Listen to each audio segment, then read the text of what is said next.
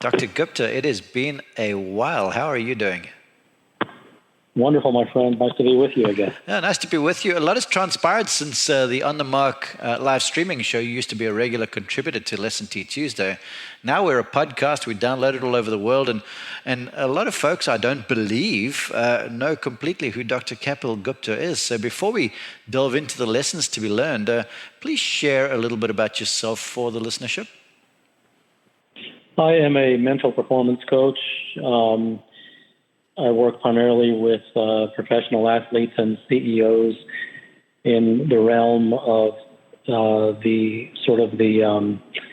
nuances of professional sport and life, as opposed to simply performance. And I think at the end of the day, the interiority of the human being is fundamentally where all greatness comes from. And I think that's the thing that has been largely ignored in modern society. And so those are the things I try to address, are the sort of the deepest elements of a human being, so that all the things that arise superficial to that come out the way they're supposed to come out. Okay, I sort of need to hold up the yield sign here, because I'm sure a bunch of the listeners are going, okay, the inferiority of the human being. And I'm sure Inferiority. Yes, yeah, interiority. I thought you said inferiority. Yes. Oh, no, inferiority. Okay, pardon me. Well, fantastic. You know, I've been very much blessed by all of your wisdom and your counsel you've shared with me. And you talk about the interiority and the dealing with life, certainly golf, for the listeners to this podcast who are all golfers downloading to learn more and improve themselves. But you had a personal instance with your young son, Abhay, who's a heck of a golfer in his own right, competitive player, at the Future Masters. And so I want you to share that experience, unpack the event for us so we know what went down. And then I want to talk about that, because I think there's some really deep and very important lessons our listeners can learn from that. Yes, and I'll say the most important lesson that can be learned is the lesson for me. And so I'm a wonderful subject in this particular case, since it was, from a personal standpoint, I found it to be quite trying and far from equanimous, let me say, from my personal standpoint. Abhay was playing the Future Masters this year, and he was standing after 36 holes at, I think, 6 under, one shot off the lead. And in the final round, I think in the back 9, I think he birdied, I think, if I'm not mistaken, 4 out of the last 5 holes. I think it was 5 of his last 6. I was reading the news. It was 5 of 7. Oh, okay. He got on a big tear over there. He did. And it was raining steadily all day long. I mean, the rain literally hadn't stopped for a minute all day long. And we went to the 16th green, and the rain came down a little bit heavier, and the water began to pool a little bit on the green. So a rules official came by, and he blew the horn. And so we came inside, and I think at that point he might have been 5 or 6 shots in the lead. I think he was at 10 under at that point. Okay. And we came in the clubhouse, and we kept waiting, and the rain wouldn't stop, and the greens began to pool up. But then after a while, the water began to recede, and we only had 2 holes left, which could, in my opinion, have been finished up. And so the committee, for whatever reason, decided that they were going to make it a 36-hole event. My goodness. And they wouldn't even count the first 9.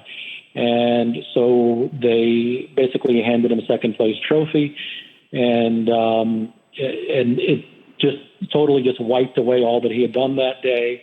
And the person who was the winner was incredibly gracious, and it wasn't his fault. I mean, he said, we all know who won today, and it was very kind of him to say that. He didn't have to say that, but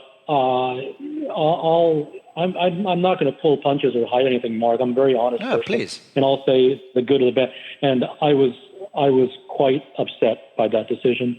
I felt it to be quite unfair and rather ridiculous, in my opinion. Well, look, may I stop you, please? Because the Dr. Gupta that I know has always been very understanding of the world, okay? And the fact that and the fact that you will admit that to me as a friend and a person who's worked together, and certainly to the world through this podcast, it's telling for me, because it once again illustrates to me how this golf thing can become, such a part of us, if you will. I don't know if I'm wording myself properly, but you're expressing your emotions through this event, and I can completely understand it.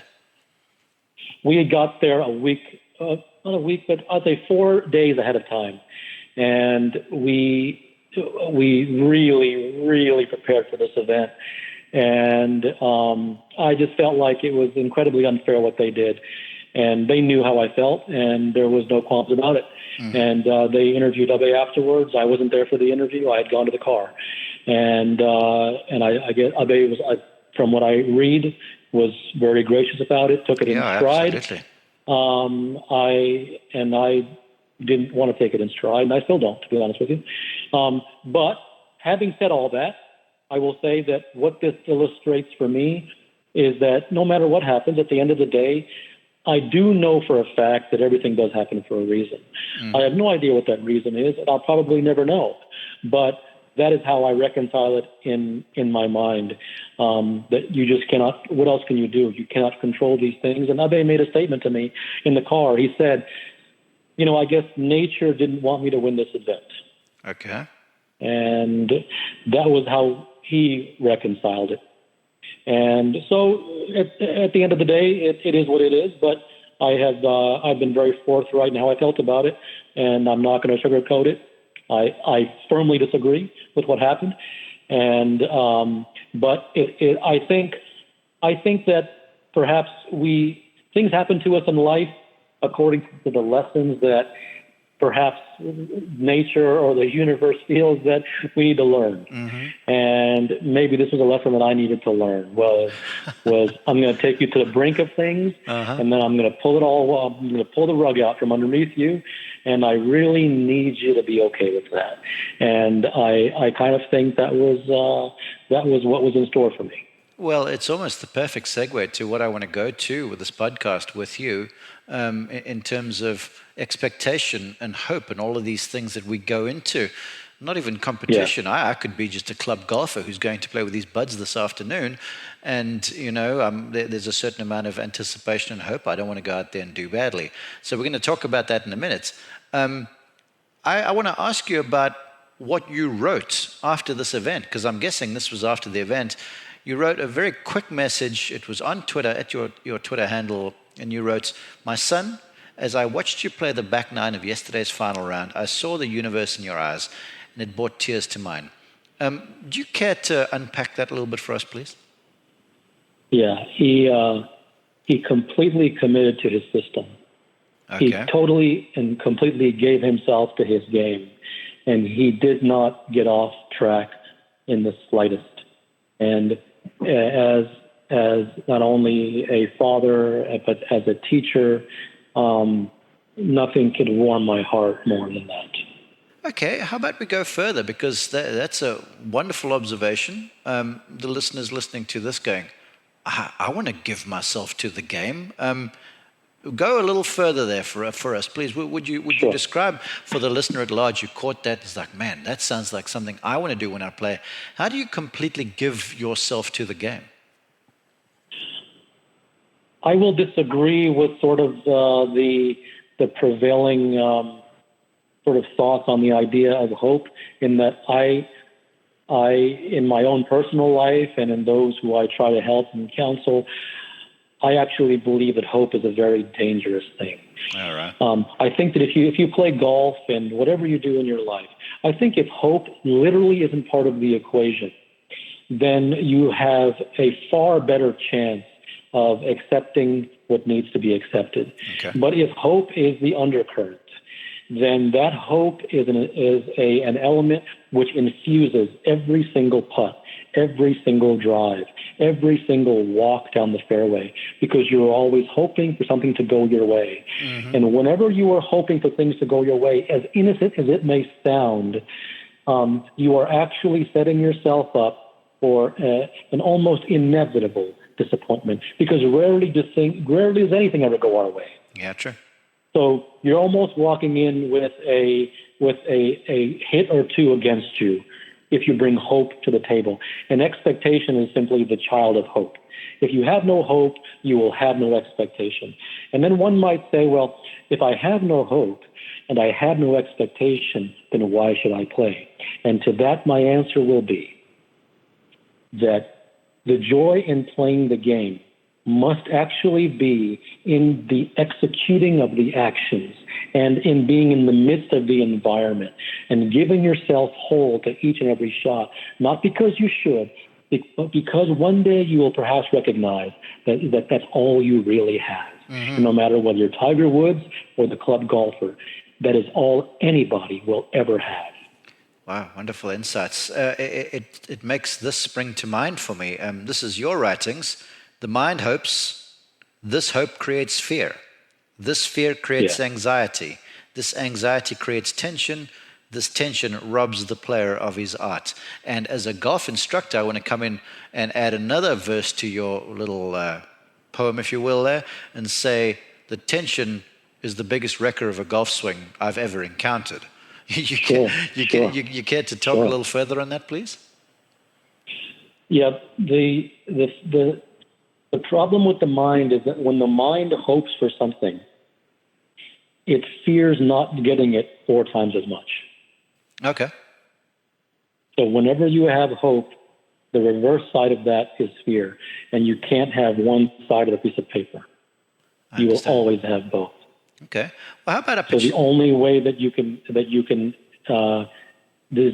separate yourself from fear is to first separate yourself from hope. Wow, interesting. You know what, it gets me thinking, and this is off the sort of conversational lines, but you know my mind tends to bounce around the show. I asked Padraig Harrington when he was at the top of the game about that, and he said to me everything he did was out of a sense of fear. There was a fear of failure always that governed his approach to the game, and this is a 3-time major champion. He's like the work that he put in, all the rest of it was kind of governed by fear. What is your take on that observation?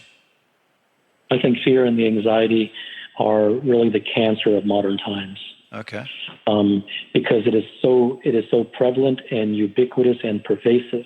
It is at the undercurrent of driving a car or picking up a glass of water. It seems that all that we human beings do these days, we have anxiety as a constant underlying hum to our existence. Yeah. And it is a systematic eradication of that nuance of anxiety which leads to freedom. And Padraig Harrington also said one thing, which I believe it was in the Faraday interview, which I never forgot. And he said, we are always running from who we are.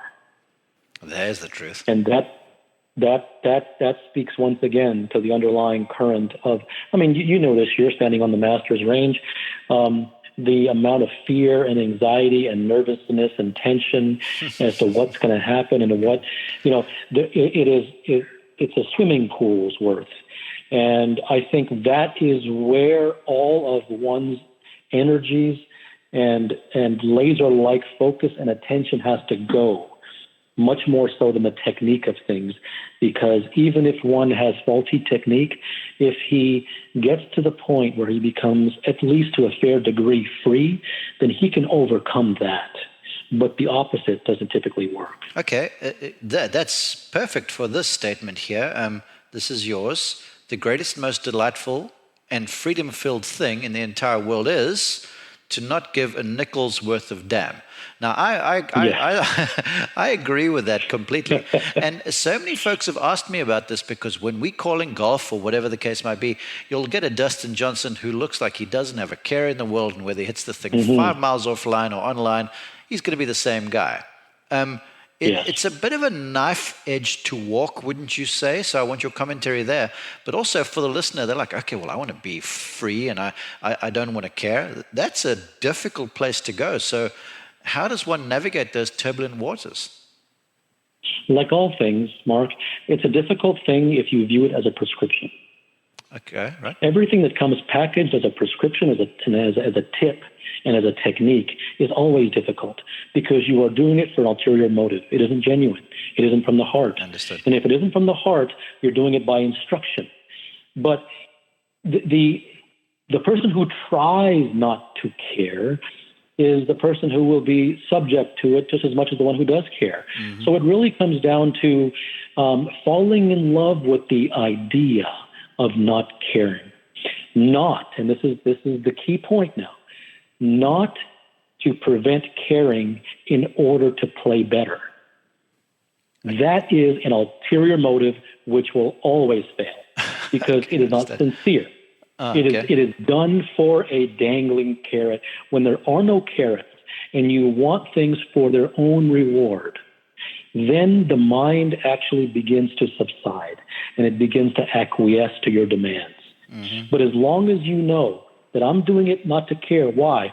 So my shots will be better, so that I'll get a better score. It's a trick. And the mind will see the trick and it'll exploit it.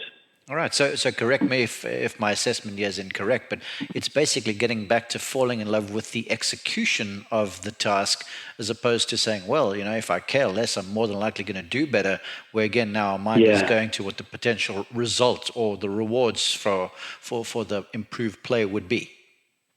Exactly. It is about investing yourself in that which you truly, truly, sincerely and genuinely love without asking a nickel's worth more. Well, this then makes sense. It is about finding the things that you can truly own and not hoping for the things that you cannot. Right. Well, that makes sense given what I'm about to read to you, and this is all these quotes that I'm reading to you are yours. The need to play well is too heavy a burden to bear. And I've seen that especially in the professional game, but it's pervasive in the amateur game as well, because you play in the club championship, you play in your member guest.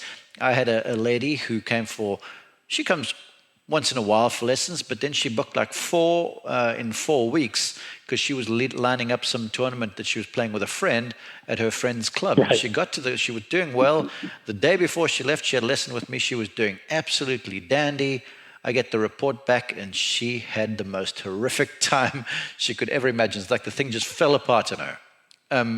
That is what your observation basically describes. Yes, need is a prison. Mm-hmm. I like that. Need is a prison. You cannot whatever you need, even if you get it, the price you will pay for having gotten it isn't worth the getting of it. Wow. Because you will live in angst the entire journey. Okay.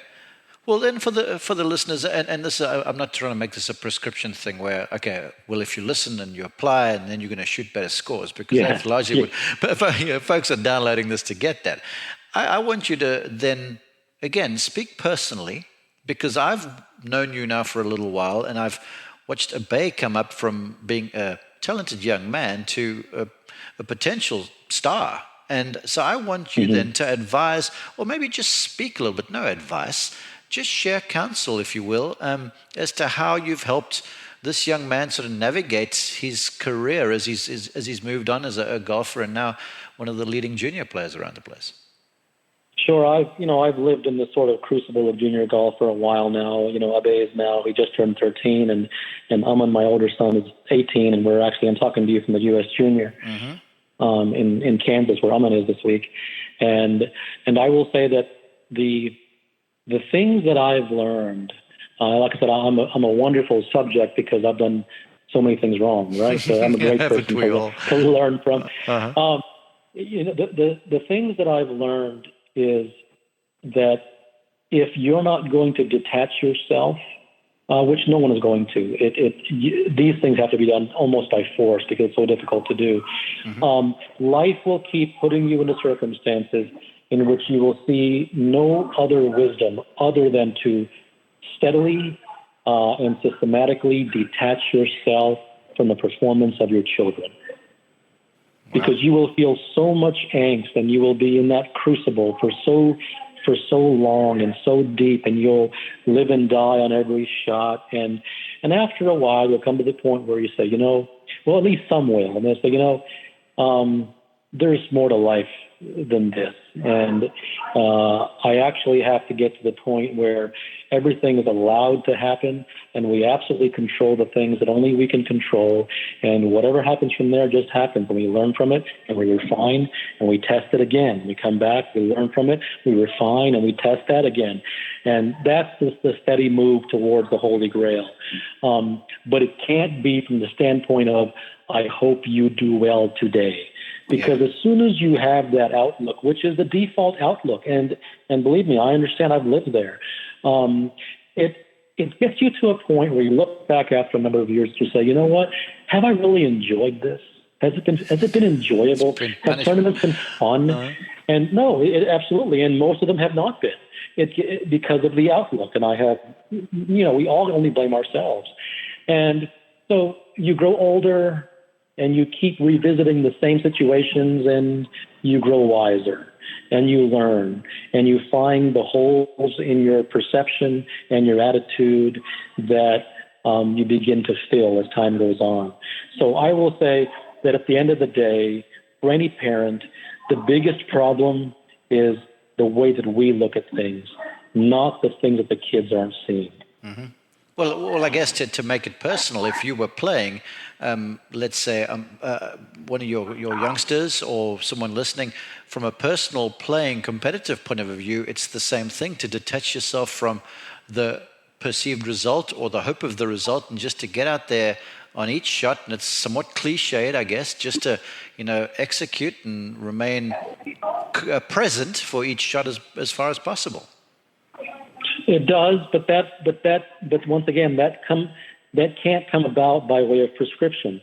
That has to come about genuinely after one has lived in the angst for so long that he genuinely comes to the understanding which says, you know what, I'm tired of living this way. Nothing else to do. What I've learned is that this doesn't work. It doesn't help me at all to hope and to hope that the bounces go my way or the shots go my way, because most of them don't anyway. So my hoping doesn't change the ball, what the ball flight does. So all I can actually do is, I understand now. All I can really do is just to hit my shot, and then whatever happens, happens. And coming at it from the standpoint of understanding is something that lasts and becomes consistent and becomes a part of your DNA. But if you come at it from the standpoint of instruction and tips, and if you do this, you'll play better, even though it may be technically correct, it won't work, because if it doesn't come from the heart, it never sticks around. Truth. That's the truth, indeed. Okay, I feel like I've adequately dealt with said subject, but I've got to ask you this, because you've, I wouldn't say called me out, but gently sort of guided me through the years as being a recovering golf instructor. And yes, you made a statement that I love, and it goes, the golf swing is like cosmetology. If you stare at your nose long enough, you'll begin to hallucinate imperfections. I think, you know what, it's so true. And I mean, the statement speaks for itself. But still, just in closing, you've been gracious with your time. I want you just to share a little insight there for the listeners out there who are perpetual golf swing investigative people who are always looking to tinker on their technique.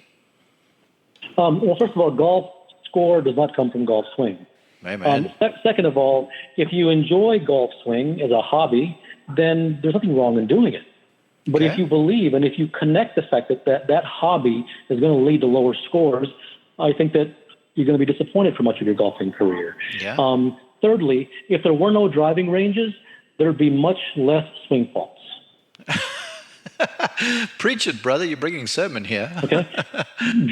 Driving ranges egg one and attract one and tempt one into thinking golf swing, because a driving range is basically a soccer field.